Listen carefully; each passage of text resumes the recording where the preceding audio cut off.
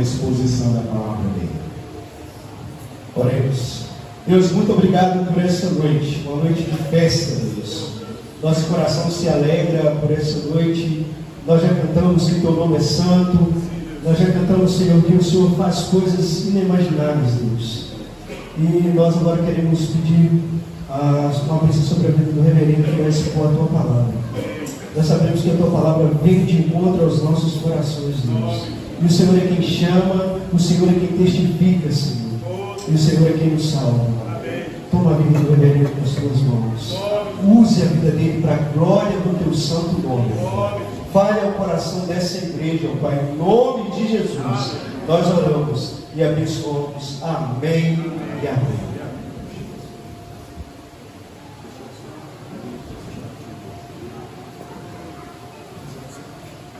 A graça e a paz a todos. Muito bom estar aqui com os irmãos novamente, num momento muito especial para a vida dessa igreja. Já está aqui de mesmo tempo, pelo que eu entendi, só mudou de local. Quero dizer a Deus, foi muito bonito. Deus abençoe o trabalho de vocês, todo o investimento do conselho, da igreja também de Nova Era, apoiando o trabalho aqui de Dionísio. Agradeço também a confiança do conselho de Nova Era, o reverendo Zé Carlos, colega aí de presbitério, né, Zé Carlos? Então, agradeço a confiança dos irmãos. É uma alegria enorme estar aqui. Minha esposa não pôde vir. Eu tenho uma netinha de 2 anos. Meu filho teve que trabalhar e ela teve que ficar com meu filho e minha nora tiveram que trabalhar e aí minha esposa teve que ficar com ela. Por isso que ela não veio, ok? E trago um abraço também da igreja presbiteriana de Itabira. Joia? Com certeza a igreja presbiteriana mais bonita da cidade, com certeza é a única que tem, não é? Então, com certeza é a mais bonita. Joia? É um prazer estar aqui com os meus irmãos. Não quero me delongar muito, mas eu quero convidar você a abrir sua Bíblia em Efésios, capítulo 1 de Efésios, somente o versículo de números 1 e 2 de Efésios. Efésios capítulo 1, no verso 1 e 2 de Efésios. Eu queria pensar nessa noite com você sobre a igreja. Talvez um dos temas mais difíceis de discutir hoje sobre a igreja. Eu não tenho dúvida disso. O que é igreja? O que é ser igreja? Mais uma igreja na cidade, entre tantas diversas. Por que igreja? Por que a necessidade da igreja? Eu praticamente cresci na igreja, meu pai era presbítero na igreja, cresci na formação toda, foi uma comunidade evangélica lá no bairro de Fátima, no Espírito Santo. Eu sou de Vitória, gente. Eu costumo brincar com o pessoal da igreja que eu sou menino do Rio, entendeu? Dragão tatuado no braço, calção. Eu nasci em Vitória, tomando banho de praia e tudo mais. Mas eu tive um grande privilégio na minha vida. Meu pai me conduziu, meus pais me conduziram à casa do Senhor, me ensinaram os caminhos do Senhor, mas isso também não significava nada. Se você um dia não tomar, se entregar sua vida a Jesus. Não adianta você ser batizado na infância, não adianta você fazer sua pública profissão de fé, se isso não transformou sua vida e transformou seu coração. Então, louvo a Deus pela a história de irmãos e meus pais e outros que me ajudaram nessa construção da minha vida, no sentido de poder me levar a conhecer a Cristo de verdade. E eu aprendi que, de fato, eu preciso da igreja. Não dá para eu ficar sem a igreja. Praticamente é impossível você viver sem a igreja. Se você quer realmente amadurecer na fé, se você quer crescer em conhecimento, se você quer aprender a se parecer mais com Cristo, você precisa da igreja. Ah, mas nada tem. O professor falava, a igreja é como a arca de Noé. E é isso mesmo, como a arca de Noé. Melhor você está lá dentro do que está lá fora. Se estiver lá dentro, você está salvo. Por mais que lá dentro você vai ver uns bichinhos esquisitos, com as mãos compridas, cheios de dente, pescoço comprido, mas é melhor você estar ali dentro da igreja. E eu tenho aprendido que eu preciso da igreja. Mas uma questão que eu fico sempre me levantando, questão que eu levanto, é o que é de fato a igreja. Eu acho que essa é uma questão que precisa ser bem tratada, para a gente ter consciência de que, será que a igreja é só uma instituição? Será que a igreja é um ponto de encontro de final de semana? Será que a igreja é um clube fechado? Será que a igreja é um lugar onde nós vamos lá, nos reunir, bater papo, dar um tapa nas costas, nós vamos para a nossa casa e está tudo bem? Será que esse é o conceito que estava na mente de Jesus? Ele como sendo o Senhor da igreja. Jesus é o Senhor da igreja, a igreja é a noiva de Jesus. Eu quero dizer que Jesus é muito ciumento com a sua igreja. Mas que igreja é essa? Qual igreja que é essa? Eu fico a me perguntar. Só porque tem uma construção, só porque tem um líder, só porque tem uma banda, um louvor muito bonito, um horário, será que é isso que caracterizaria a igreja do Senhor Jesus? E aí eu convido você a ler comigo Efésios capítulo 1, do verso 1 e verso 2, para nós pensarmos no conceito que o apóstolo Paulo tinha do que é a igreja do Senhor Jesus. Vamos comigo? Paulo, apóstolo de Cristo Jesus, por vontade de Deus, aos santos que vivem em Éfeso e fiéis em Cristo Jesus, graça a vós outros e paz da parte de Deus, nosso Pai, e do Senhor Jesus Cristo. A carta de Paulo aos Efésios é uma carta que fala sobre a igreja. Era uma das cartas que João Calvino mais gostava, inclusive, era a carta de Paulo aos Efésios, porque fala da igreja aqui. A igreja, para os irmãos terem uma noção, imagine uma linha na eternidade. Uma linha na eternidade. O cabeça é Cristo e o corpo está aqui na terra. É assim que funciona a igreja do Senhor Jesus. E o apóstolo Paulo, e Calvino, melhor dizendo, muito bem, dentro dos seus estudos, eu creio que ele estava muito correto de pensar que a carta de Paulo aos Efésios é uma carta que fala muito sobre a igreja do Senhor Jesus Cristo, o que é a igreja do Senhor Jesus Cristo, o que significa ser igreja de Jesus. O versículo 1 começa dizendo assim: Paulo, apóstolo de Cristo Jesus. A palavra apóstolo significa enviado. Na verdade, a ideia que passa aqui é que o apóstolo Paulo ele foi comissionado pelo Senhor Jesus. Ele recebeu essa comissão direto das mãos do Senhor Jesus Cristo. Ele como apóstolo aos gentios, ele como, a partir do momento do seu encontro com Jesus, ou melhor, desculpa meus irmãos, de Jesus com ele, o encontro que Jesus teve com ele na estrada de Damasco, Jesus disse muito claro para Paulo: Paulo, eu vou fazer de você um instrumento nas minhas mãos, porque eu vou fazer com que você possa pregar e testemunhar o meu nome aonde eu te enviar. E foi isso que o apóstolo Paulo muito bem entendeu. Fique tentando imaginar a conversão do apóstolo Paulo, ele como um perito no Velho Testamento, um grande conhecedor das Escrituras, mas ele não conseguia compreender de fato o que estava acontecendo no seu tempo, até o momento que Jesus vai em sua direção, transforma a vida do apóstolo Paulo, dá a ele agora um sentido para a sua própria existência. Eu creio que a conversão de Paulo se deu quando Paulo ele volta para, depois que ele tem um encontro, Jesus tem um encontro com ele na estrada de Damasco, ele volta, ele reabre as suas escrituras, que é o Velho Testamento, e aí começa a entender que de fato o tabernáculo apontava para Cristo, o sacrifício apontava para Cristo, as ofertas apontavam para Cristo, os profetas eram figuras de Cristo. Haviam várias pessoas no Velho Testamento que se viam como mediadores dessa aliança. Então o apóstolo Paulo ele tem que rever todo o seu conceito a partir desse encontro. Meus irmãos, me desculpem,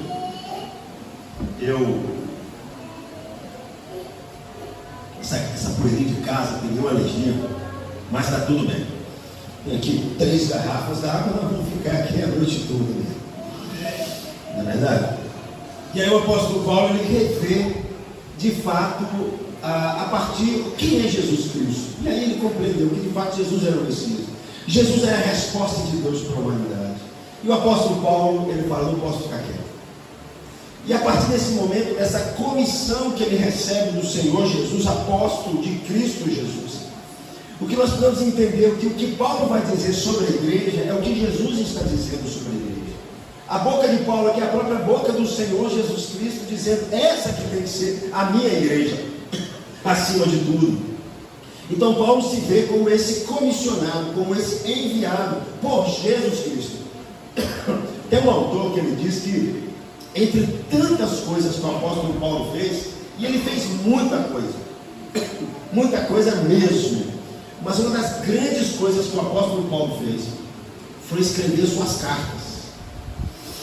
Aqui nós estamos perante uma delas. Escrevia suas cartas, aonde ele ia, plantava uma igreja, Não só isso, quando ele tinha informação de uma igreja plantada, ele escrevia cartas para orientar a igreja, para instruir a igreja. Isso é interessante, porque mesmo você convertido de 1 ano, 10 anos, 20 anos, 30 anos de igreja, você precisa de instrução, filho. Você precisa de ensino. Você precisa se aprofundar nas Escrituras. E Paulo fez isso escrevendo as suas cartas à igreja do Senhor Jesus Cristo. Esse foi um dos grandes trabalhos que o apóstolo Paulo nos deixou. Tudo que nós sabemos sobre o cristianismo do primeiro século, na sua grande maioria, vem da pena do apóstolo Paulo, sem dúvida alguma. E louvado seja Deus por isso. Quando você lê a carta de Paulo aos Coríntios, você fica se perguntando se aquilo era igreja. Às vezes eu fico me perguntando, isso é igreja? Como diz lá o Augusto Nicodemos, né? Ele falou: se você me pagasse R$1 milhão para pastorear a igreja de Corinto, eu não iria. Igreja extremamente problemática, mas Paulo fala: eu vou ensinar como eu vou pastorear essa igreja. 1 Coríntios, 2 Coríntios, nós encontramos várias cartas do apóstolo Paulo trazendo instrução do que é ser igreja, do que é ser cristão, do que Deus quer de nós, o que Ele quer para a nossa vida. Então, no primeiro momento, Paulo está dizendo que Paulo, apóstolo de Cristo Jesus. E ele complementa dizendo: isso não foi da minha vontade, isso foi da vontade de Deus. Foi Deus quem, em um sentido, eu estou cumprindo a vontade dele. Quando nós oramos, queridos, a oração do Pai Nosso, às vezes nós esquecemos que no centro da oração do Pai Nosso está: venha o teu reino. Paulo era um pregador do reino de Deus. A igreja, Paulo entendia como um modelo do reino de Deus, como um protótipo do reino de Deus. A igreja não é um reino. Aqui nós distanciamos muito dos católicos. Os católicos falam que a igreja é o reino, e a igreja universal do reino de Deus também fala que é o reino. Mas não é assim que nós cremos. Paulo entendia que no centro da mensagem de Jesus estava o reino de Deus. Significava que Jesus precisava reinar, governar, ser Senhor, ser conhecido sobre todas as coisas. E dentro do reinado de Jesus Cristo, do reinado de Deus, está a sua vontade que precisa ser feita. Então o apóstolo Paulo, ele compreendeu isso perfeitamente, dizendo que eu estou sendo comissionado, sim, pelas mãos do Senhor Jesus, mas o que eu vou falar e o que eu vou fazer é da vontade dele. Como nós acabamos de cantar aqui, não seja para a glória dele, mas para seja para a glória do próprio Criador, do próprio Senhor soberano sobre todas as coisas. E Paulo entendia que isso era da vontade de Deus. Ele pregar o Evangelho, ele anunciar a Cristo, ele sofrer pelo nome de Cristo, ele passar por dificuldades, muitas vezes ser até abandonado. Eu entendi que tudo aquilo fazia parte da vontade de Deus. Ele usar, eu acho isso maravilhoso, Paulo usar os dons que Deus deu a ele para a edificação da igreja. E como até hoje o apóstolo Paulo nos edifica com os seus dons, quando lemos as suas cartas, quando encontramos um pouco mais, descobrimos um pouco mais o que ele tem a dizer. Então Paulo entendia: primeiro, eu fui comissionado por Jesus. Segundo, eu fui por vontade de Deus. E para o apóstolo Paulo, ele não tinha nenhuma dificuldade como nós temos nos dias de hoje. Qualquer dificuldade nos dias de hoje. Tem um livro que saiu, um calhamaço de um livrão assim, chamado A Era Secular, escrito por um católico, mas ele foi muito preciso no que ele escreveu, dizendo sobre o que é a geração dos dias de hoje. E ele divide praticamente o livro dele em 3 partes, muito simples. Ele diz um período em que não se havia nenhuma dificuldade para as pessoas dizerem que acreditavam que Deus existe. Esse período existiu até o século XVIII, sem nenhuma dificuldade no Ocidente e em todo o mundo afora.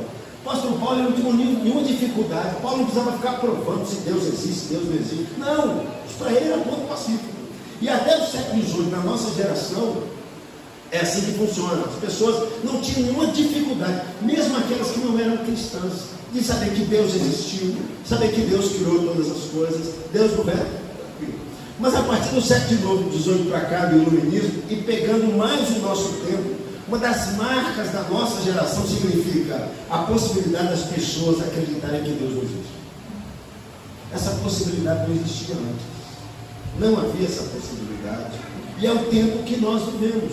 É tão interessante isso. Ontem eu estava conversando com uma jovem da igreja. Ela tem uma filhinha de 3, 4 anos de idade. Vocês viram onde é que isso cai, né?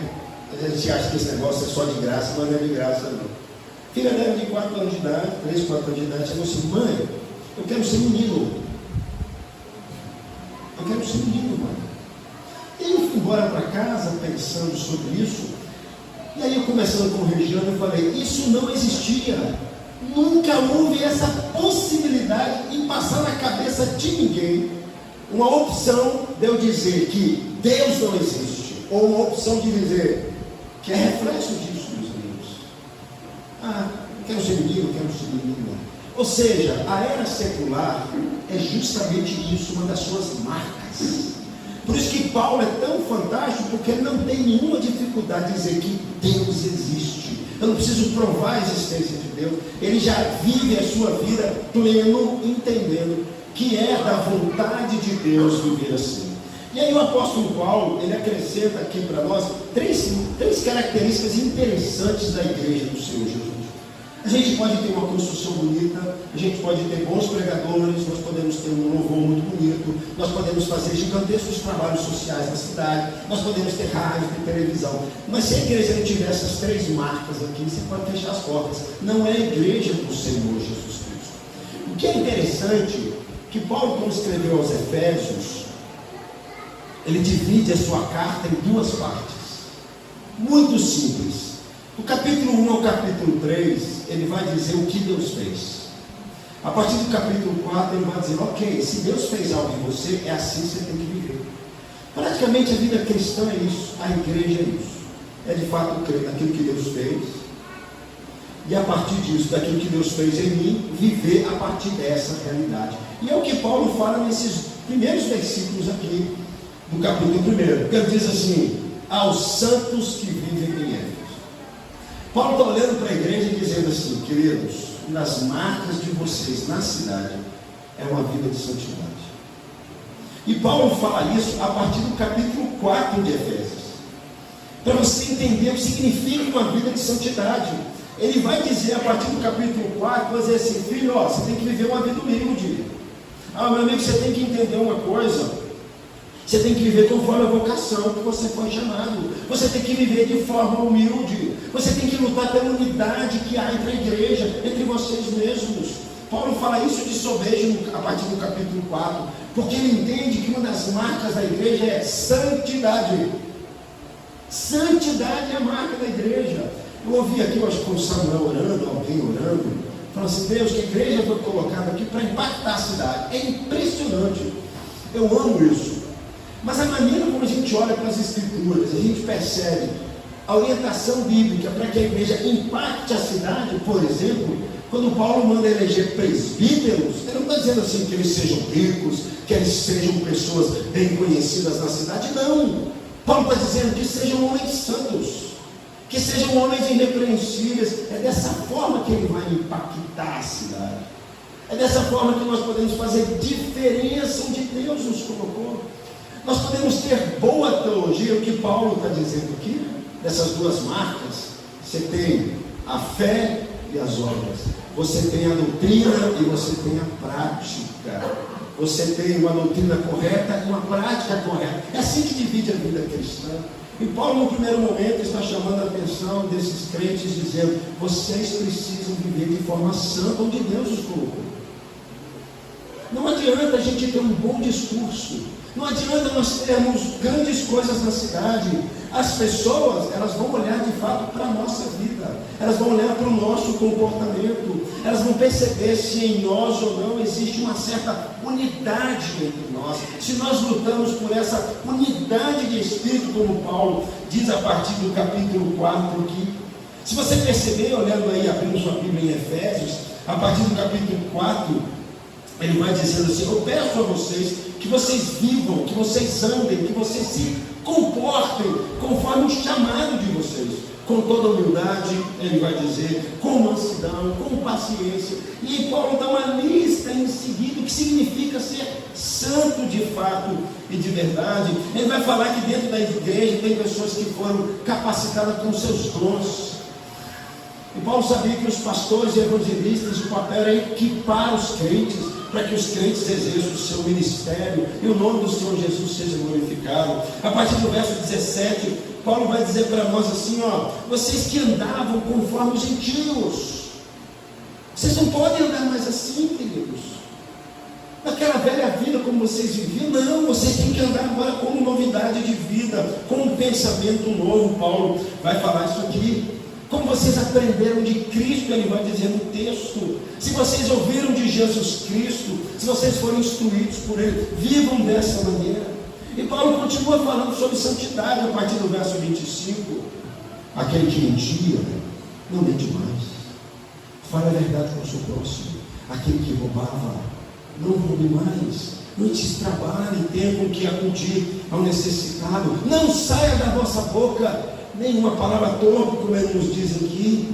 Que saia da vossa boca uma palavra para edificação. Paulo está dizendo que isso é ser igreja. Ele vem de um mundo santo onde Deus nos colocou. É isso que ele está dizendo para nós nesses versículos, a partir do capítulo 4. Vocês precisam aprender a ser benignos, compassivos, aprender a se perdoar uns aos outros. É a lista que Paulo está trazendo aqui. Meus irmãos, é triste o que eu vou dizer. O encontro de crente que não perdoa os outros é um negócio impressionante. Eu falo, qual a Bíblia que você está lendo? Porque a Bíblia que eu estou lendo é essa não. Que coisa estranha isso. Não tem como nós queremos impactar a cidade com uma nova igreja se a marca dos crentes não for sua santidade, no seu pensamento, no seu comportamento, nas suas ações. Paulo vai dizer para nós que nós precisamos aprender a imitar Cristo, nós precisamos aprender a andar em amor uns com os outros. Então, uma lista gigantesca aqui para nós. Podemos ficar aqui a noite toda tratando sobre isso. É interessante porque no finalzinho, já no capítulo 5, lá no finalzinho, quando ele vai falar para os crentes assim: ok, vocês precisam ser cheios do Espírito Santo. Vocês que andavam em trevas, vocês não podem mais andar em trevas. Vocês são filhos da luz, andem como filhos da luz. Enchem-se do Espírito Santo, aprendam a adorar o Senhor, louvá-lo em todo o tempo. É interessante porque Paulo faz questão de citar casamento, família e trabalho nessa carta aos Efésios. Praticamente, filho, a sua vida vai ser dividida nessas três partes da sua vida: casamento, família e trabalho. E ele vai dizer de forma clara que os maridos têm que ser santos, filhos. Os maridos têm que se parecer com Cristo. É o que ele está dizendo aqui. Maridos, amai vossa mulher como Cristo amou a igreja. É interessante, meus irmãos, que naquele contexto da carta do tempo de Paulo aos Romanos, não havia nenhuma lei que defendesse as mulheres. Nem as mulheres, nem as crianças, nem os escravos. Então os homens, eles podiam se desfazer, se dispor das suas esposas do jeito que eles quisessem. Inclusive alguns diziam, né? Tinham muitos filhos, colocavam os filhos para fora e quem pegasse podia levar embora. Não tinha problema nenhum, nem esquentavam a cabeça com isso. Porque o homem tinha direitos plenos sobre a sua mulher e sobre os seus filhos. Não tinha nenhuma lei que protegesse as mulheres e as crianças. Paulo diz: não, marido crente, não, ele tem que amar sua esposa, ele tem que cuidar dela, ele tem que se sacrificar por ela. Interessante, eu quero entrar nesse detalhe, porque Paulo está trazendo sobre casamento e família muito para os homens. É uma conversa com os homens. É isso que ele está dizendo aqui. Depois ele fala das esposas, fala dos filhos, tem que obedecer os seus pais no Senhor. Os pais não podem ser duros no trato com os seus filhos. Paulo está falando sobre a marca da igreja, a sua santidade. É assim que vocês têm que viver. Antes de abrir a boca de vocês, vocês precisam viver dessa maneira. Se vocês quiserem fazer diferença, onde Deus os colocou. Eu tenho um livrinho lá em casa, talvez eu já leia a Carlos também, ele falou assim: o escândalo do meio evangélico. Um livro escrito lá para a década de 80, mais ou menos. Dá vontade de chorar quando você vê aquele livro. Porque o camarada diz lá que tem muito mais divórcio entre evangélicos do que entre não evangélicos. Loucura. Por quê? Casos de adultério. Paulo está dizendo: não, filho, a igreja que faz diferença na cidade. Os maridos amam suas esposas, as esposas amam seus maridos, os filhos obedecem os pais no Senhor, os pais tratam dos seus filhos, cuidam deles, não transferem essa responsabilidade para a esposa, estão presentes. Crente no trabalho faz toda a diferença, é conhecido. Eu tenho um projeto na igreja lá que está aquecendo meu coração. Fé e trabalho. Como é que você pode evangelizar, ser missionário no seu trabalho? Que grande parte da nossa vida passamos no trabalho. Paulo fala sobre isso. Os empregados, como tem que lidar com os seus patrões. Paulo está falando de santidade de vida. Paulo está dizendo que isso é a marca da igreja, por excelência. Podem ter paredes bonitas, um local, tem que ter o melhor local na cidade, queremos em frente à praça. Filho, isso tudo é bonito, mas sem essas marcas não vale nada. Segunda coisa que Paulo vai trazer para nós, voltando lá para o capítulo 1, versículo 1 ainda, ele fala que os crentes têm que ser santos, essa igreja tem que ser santa. A segunda coisa que ele fala é que tem que ser fiéis em Cristo. Fidelidade tem a ver com a doutrina, fidelidade tem a ver com aquilo que Deus é e Deus faz. Porque se você reparar no capítulo 1 ao capítulo 3, o que você vai ver é o que Deus fez. Você vai perceber que ele vai dizer logo no comecinho do versículo: Deus nos escolheu antes da fundação do mundo, para que vocês sejam santos e irrepreensíveis. Foi Ele quem predestinou vocês, foi Ele quem salvou vocês. Ele começa a falar isso no capítulo 1 aqui. Depois ele segue dizendo a mesma coisa aqui para nós. Eu tendo ouvido a fé que existe em vocês. Está falando da fidelidade da igreja. A igreja não é só santidade, a igreja tem que ser fiel ao que ela crê. Se Deus fez algo em você e transformou sua vida, filho, você tem que viver a partir dessa realidade, é o que Paulo está dizendo. Deus operou isso através do seu Filho, através do seu Espírito Santo, para iluminar o coração de vocês, iluminar a mente de vocês, levar vocês a uma maturidade espiritual. Mas isso precisa de boa doutrina, de bom ensino. É o que Paulo está dizendo no capítulo 1. É aquilo que Deus fez e continua fazendo. É interessante que no capítulo 2 ele começa dizendo assim: Ele deu vida para vocês. Vocês estavam mortos nos seus delitos e pecados, mas Ele deu vida em vocês. Portanto, se Ele deu vida para vocês, vocês têm agora uma nova natureza. Vocês foram alcançados pela graça, é pura graça, favor da parte de Deus para alcançar o coração de vocês. E ele diz: nós somos feitura dele, criados em Cristo Jesus para as boas obras. Paulo está dizendo o que Deus está fazendo. Ele está dizendo que a igreja, a marca dela é a sua fidelidade a uma doutrina correta, a uma doutrina bíblica. E os crentes vivem essa realidade. É impressionante, porque parece que muitos crentes, quando eles passam problemas, passam a igreja errada, a primeira coisa que eles abandonam é a doutrina. Eles se afastam da igreja, eles se afastam daquilo que eles aprenderam, eles acham que aquilo não vale nada. Eu costumo dizer na igreja assim: tem muita gente que acha que Deus não entende nada de casamento, Deus não entende nada de criação de filhos, Deus não entende nada de sociedade. Não, tem que procurar outros profissionais, porque Deus não sabe nada dessas coisas. Paulo está dizendo: não é assim. Vocês foram refeitos em Cristo Jesus. E o que me chama a atenção, nós sabemos bem no capítulo 12, que Paulo fala que o que Deus fez uma só humanidade, quebrou a parede que havia entre os judeus e gentios, fez um só corpo, e dizendo para eles assim: agora, filhos, por causa disso, vocês precisam se amar, vocês precisam viver isso. Ele reconciliou vocês. Eu creio que um dos grandes escândalos no meu evangélico, e eu vou falar dando um tiro no meu pé, porque infelizmente os reformadores gostam muito de ficar se dividindo. É impressionante isso. É impressionante. Como ele vai ficar se dividindo? Por qualquer coisa a gente se divide. Hoje é muito comum, o cara se divide, abre uma igreja para ele, começa o ministério, fala assim: Deus mandou fazer esse ministério. Muito comum isso. Paulo não enxergava assim a igreja. Ele fala que essa igreja que vai impactar a cidade é uma igreja que eles lutam pela sua unidade, porque a parede da separação entre judeus e gentios, que eram inimigos por anos, foi quebrada. Vocês agora têm que se ver como irmãos, têm que se ver como corpo, como cabeça só. Vocês têm que aprender a viver dessa maneira. Às vezes eu fico pensando assim: quanto crente pelinha. Uma vez eu fui conversar com um camarada da igreja e ele falou assim: eu estou decepcionado.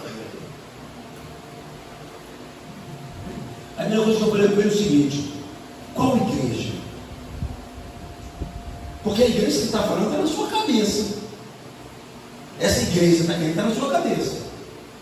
Quando eu leio as Escrituras, o que eu mais vejo é isso. Problemas atrás de problemas que Paulo tem que estar orientando a igreja. Filipenses, roga e roga de si, que pense por causa dele. Corinto, não vou nem falar que está no problema. É assim, meus irmãos. Qual a igreja? Usou na sua cabeça? Essa igreja não existe, filho. Que Deus está chamando de você outra coisa. Deus está chamando de você que serão os seus irmãos, filho. É impressionante, meus irmãos. Eu não sei, perguntando para que isso? Tem mais de 25 uns aos outros no Novo Testamento.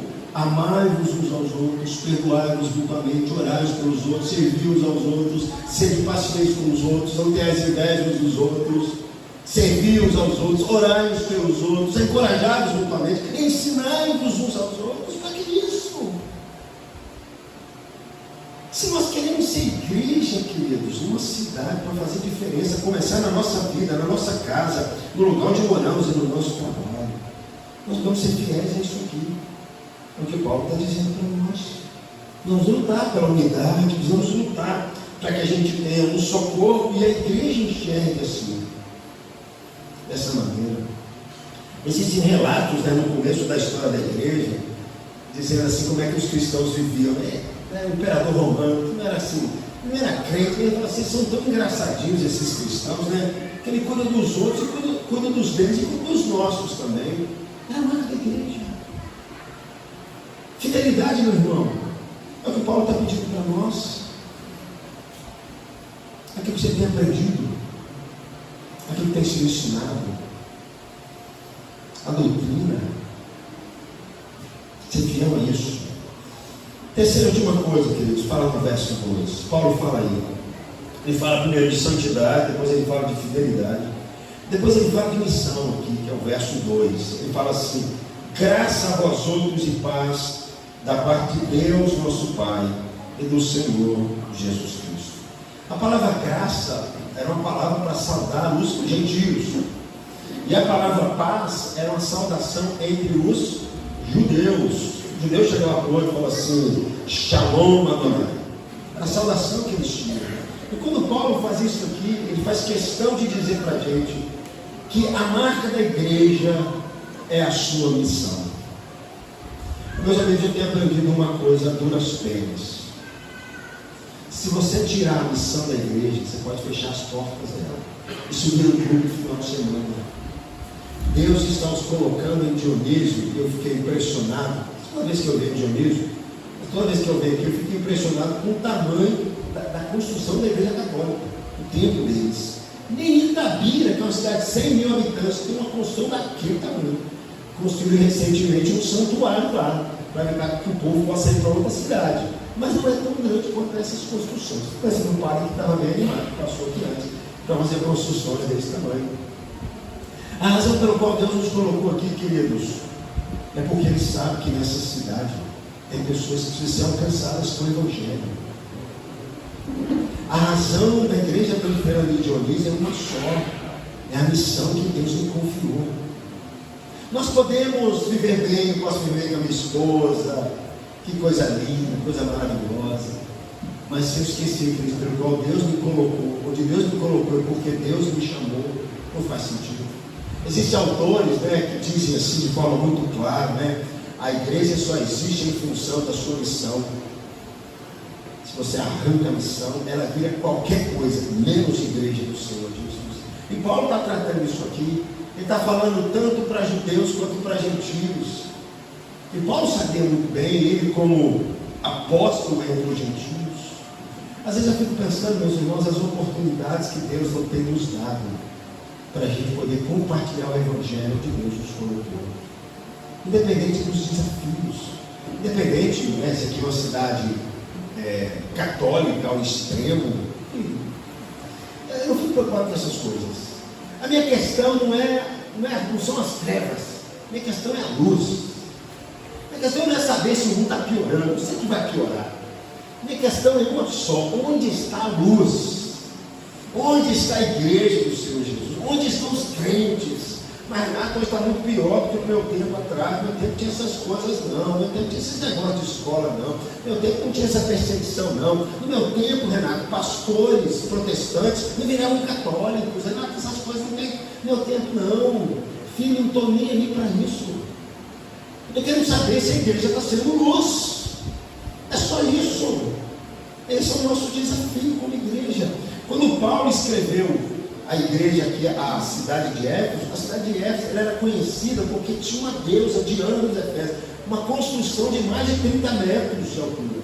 As pessoas do mundo iam lá, ela patrocinava inclusive os jogos que eram feitos com muita pornografia, inclusive com muita imoralidade, porque ela tinha diversos seios, no centro da cidade de Éfeso. Paulo, quando escreve a carta aos Efésios, por mais que no original não apareça a palavra Éfeso, porque era uma carta que ficava circulando, então esperando colocar o nome aqui, mas eu creio que Paulo está com a mentalidade de Éfeso como um grande centro. E o que tinha no grande centro lá? Idolatria. Na cabeça. Que patrocinava prostituição, imoralidade na cidade, que patrocinava o pior que tinha na cidade. Meus amigos, nós estamos diferentes do que está acontecendo aqui. Mas a gente precisa entender que Jesus deu uma ordem para a igreja: vá e faça discípulos de todas as nações. Pregue o Evangelho. Pregue arrependimento para as pessoas. Esse é o chamado primário da igreja. Nós não podemos nos arrepender diante do volume que tem aí das trevas. Não, queridos. A igreja foi chamada assim. E ela tem uma missão que lhe cabe só a ela, que inclusive os anjos gostariam de fazer isso. Mas ele confiou isso só na igreja. Como conta aquela ilustraçãozinha, né? Quando Jesus morreu, ressuscitou, foi ao céu. Jesus estava lá, e os anjos, alguns anjos assim no canto, dando uma risadinha assim no meio do canto. Jesus chegou para eles e falou assim: o que vocês estão rindo? Ó Jesus, o Senhor fez um trabalho maravilhoso. O Senhor se encarnou, o Senhor sofreu, o Senhor morreu numa cruz, o Senhor ensinou, o Senhor pregou, o Senhor ressuscitou, o Senhor enviou o seu Espírito, tanta coisa maravilhosa que o Senhor fez. Mas convenhamos, hein? A igreja não mandou essa para a gente. Nós que somos anjos, que abria a asa, o povo caía para trás, enchia a igreja. Jesus falou assim: eu não trabalho com o plano B. Se eles falharem, já era. Se a igreja falhar, já era. Por isso que o Paulo está pedindo santidade de vida, fidelidade ao que se crê, queridos. E acima de tudo, a missão que ele nos confiou. Acima de tudo. Independente se aqui tem diversas igrejas evangélicas, independente dessas coisas, aqui existem muitas pessoas que precisam conhecer o Senhor Jesus. Eu quero encerrar, meus amigos. Quero encerrar dizendo que, para mim, se a igreja tem diversas características, pode ter curas, milagres, revelações, línguas, pode ter tudo isso aí na igreja. Prosperidade, pode ter tudo. Mas o que Jesus quer da sua igreja, o que Jesus quer da sua vida, é acima de tudo, se você um dia creu no Senhor Jesus, se você um dia foi alcançado pela graça do Senhor Jesus, se você tem plena convicção de que um dia te escolheu antes da fundação do mundo, meu filho, saiba de uma coisa, filho. Você precisa viver de um modo diferente aqui no seu comportamento, no seu andar. E acima de tudo, com uma missão, uma palavra para ser pregada e anunciada. Eu queria que nós orássemos. Eu queria convidar você, se você puder ficar em pé, quero orar com você mais uma vez, depois eu passo a palavra. Ó Deus, visita teu povo nessa noite, visita os nossos corações. Não deixe a gente olhar para uma cidade que a gente já mora aqui há muito tempo, a gente conhece todo mundo. Cidade pequena é assim, todo mundo se conhece. E esqueceu, Deus, que o Senhor tem colocado essa igreja aqui com uma missão aqui. Acima de tudo, que a igreja vive essa missão, que a igreja vive, ó Deus, esse chamado que o Senhor deu só a ela. E a minha oração, Deus, que de fato próximo encontro que nós tivermos aqui na igreja de Dionísio, estejam cheios de pessoas que passaram a te conhecer através da vida de cada membro dessa igreja. Conduz para o teu certo na frente mais uma vez. E nos encoraje, Deus. Afinal de contas, como a tua palavra nos fala, o Evangelho é o poder de Deus para salvar. Esse Evangelho que nós precisamos anunciar em todo o tempo. Eu fico com cada um de nós. Eu peço nessa noite, no nome de Jesus. Amém.